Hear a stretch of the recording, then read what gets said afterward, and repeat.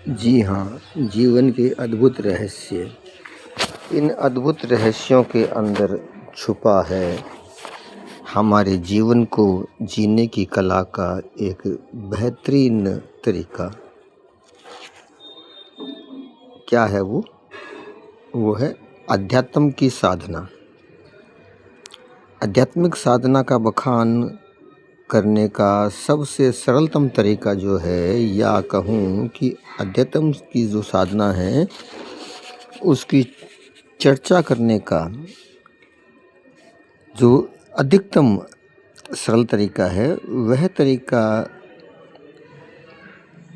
पदक्रम की व्याख्या से शुरू होता है। हम किसी भी समय कहीं पर भी 3 तरह के संबंध बनाते हैं और हमारे जीवन का अधिकांश समय और जो समय है उसका भी अधिकांश समय जो खर्च होता है वह रिश्तेदारियों में, हमारी रोजी रोटी कमाने में और लोगों से मेल जोल बढ़ाने में।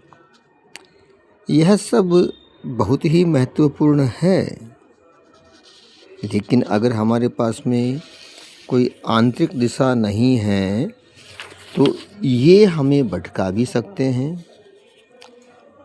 हमें खो जाने का भय, यह सोचना कि सुख कहीं और है, यही अपने आप को खो जाना है। असंतुलन के साथ में जीवन जीना, ये सब बताते हैं कि हम बाहरी प्रसन्नता के लिए गलत कारणों, गलत वस्तुओं और गलत लोगों को प्राथमिकता देते हैं। ये तो है बाहरी। अब क्या है भीतरी? हमारे भीतर क्या है? हमारे दैनिक जीवन से बहुत दूर बहुत से लोग संतोष के लिए अपने भीतर ही झांकते हैं।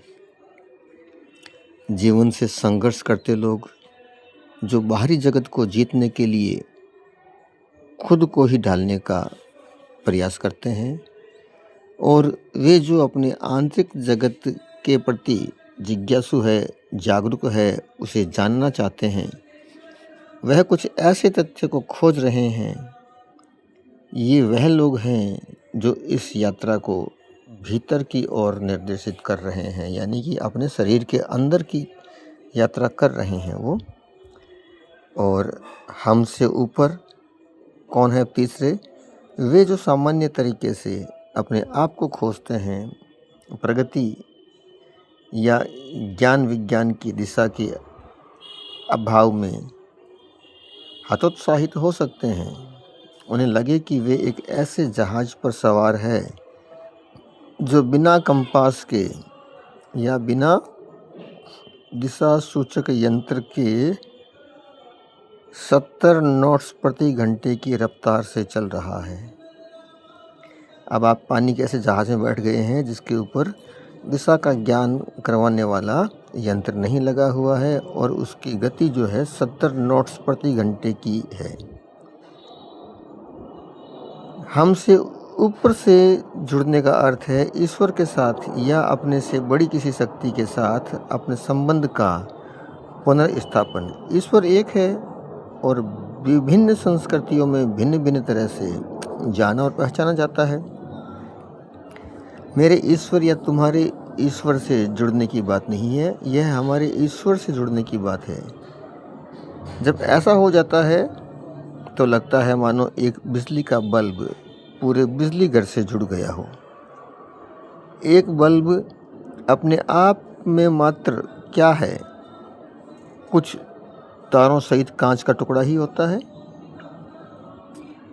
उसमें कुछ डायोड, कुछ कंडेंसर्स होते हैं जो कि करंट के प्रभाव को छोटी छोटी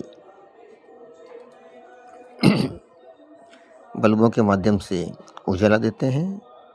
इसी रोशनी का अनुभव करने और दूसरों को रोशनी देने के लिए विद्युत प्रवाह की आवश्यकता होती है। ऐसे ही अपने शरीर के भी किसी ऊपर वाले के साथ हमारा संबंध होता है जो हमें स्नेह देता है और हमें दूसरों को स्नेह देने की प्रेरणा देता है। जय श्री राधे।